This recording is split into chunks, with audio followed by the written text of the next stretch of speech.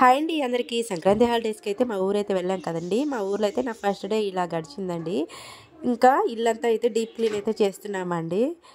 మా అత్తమ్మ అయితే కిచెన్ వరకు అయితే క్లీన్ చేస్తున్నారనమాట. ఇంకా నేను ఊరైతే వెళ్ళిన తర్వాత బెడ్రూమ్లు, హాలు మొత్తం అన్నీ కూడా బూజులు కొట్టేసి మొత్తం క్లీనింగ్ అయితే పెట్టేసేసుకున్నాము. తనైతే మా ఆడపడుచు వాళ్ళ పాప అండి, చాలా యాక్టివ్ అనమాట. పనులన్నీ కూడా చాలా ఫాస్ట్గా చేసేస్తుంది తను.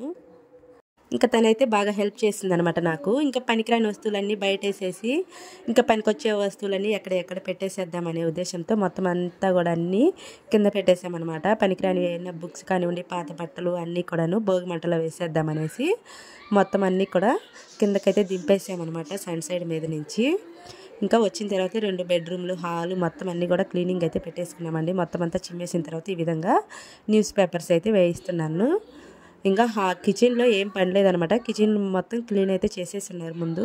హాల్లో ఈ విధంగా ర్యాక్స్ ఇవన్నీ కూడా గాజు సామాన్ అయితే ఉంది ఇక్కడంతా.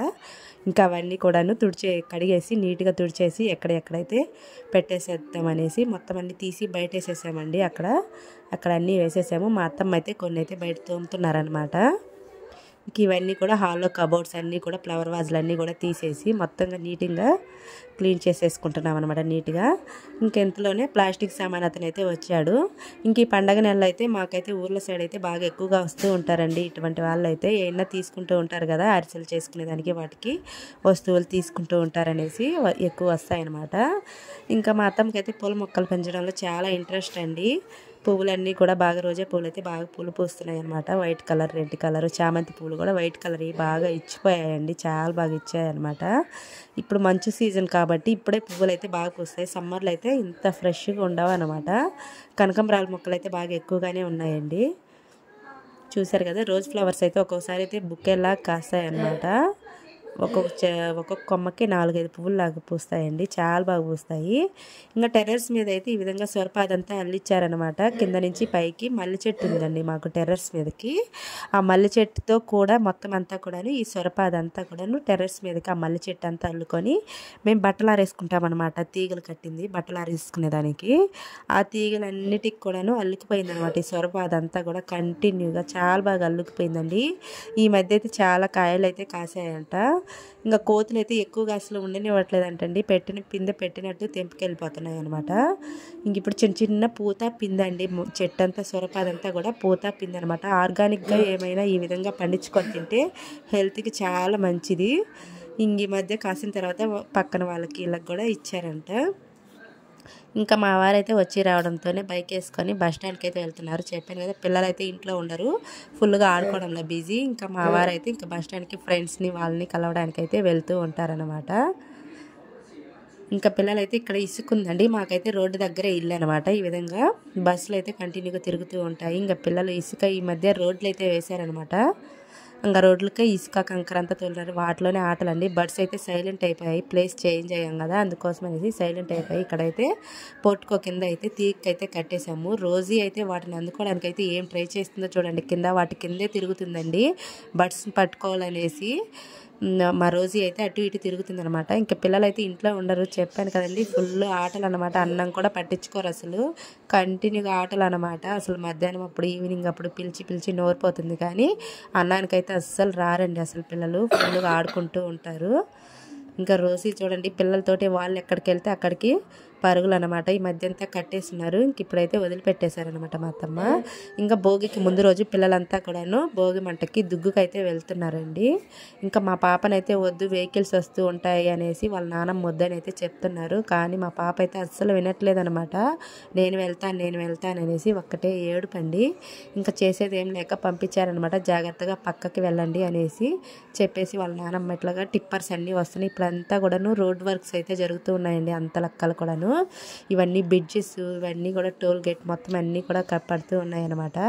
ఇంకా చూడండి, ఆఫ్టర్నూన్ టైంలో ఇంకా అదంతా దుగ్గంతా తీసుకొస్తున్నారనమాట. వెళ్ళేసి ఒక 1 అవర్కి ఈ విధంగా పట్టుకొస్తున్నాను అనమాట. ఇంకా మా బాబు మొయ్యలేడు అనేసి పక్కన బాబు అయితే తీసుకొస్తున్నాడండి. ఈ బర్డ్స్ అయితే సైలెంట్ అయిపోయాయి అనమాట. అరుపులు ఏం లేవు. కొత్త ప్లేస్ అయ్యేపాటికి చాలా సైలెంట్ అయిపోయాయండి. చెప్పాను కదా, రోడ్లు వేస్తూ ఇసుక కంకర తోలారు అనేసి ఇంటి దగ్గర.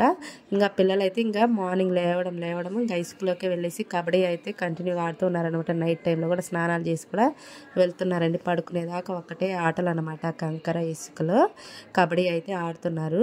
ఇంకా మా వారైతే ఇంకా సాయంత్రంగా ఇట్లాగా భోగికి దుగ్గు అవన్నీ కూడా పెద్ద పెద్ద మొద్దులు అయితే తీసుకొస్తారండి ప్రతి సంవత్సరం కూడాను.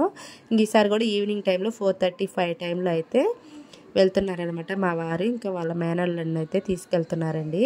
తీసుకెళ్ళేసి ఆ దుగ్గు అవి మొద్దులన్నీ తీసుకురావాలనేసి వెనక కట్టేసేసుకొని పట్టుకొస్తారనమాట. ఇంకా అవన్నీ మోసుకురావాలంటే అవ్వదు కదా, చాలా బరువు ఉంటాయి అనేసి ఈ విధంగా అయితే వెనక వాడైతే పట్టుకున్నాడు. మా ఆడపడుచు వాళ్ళ బాబండి వాడు.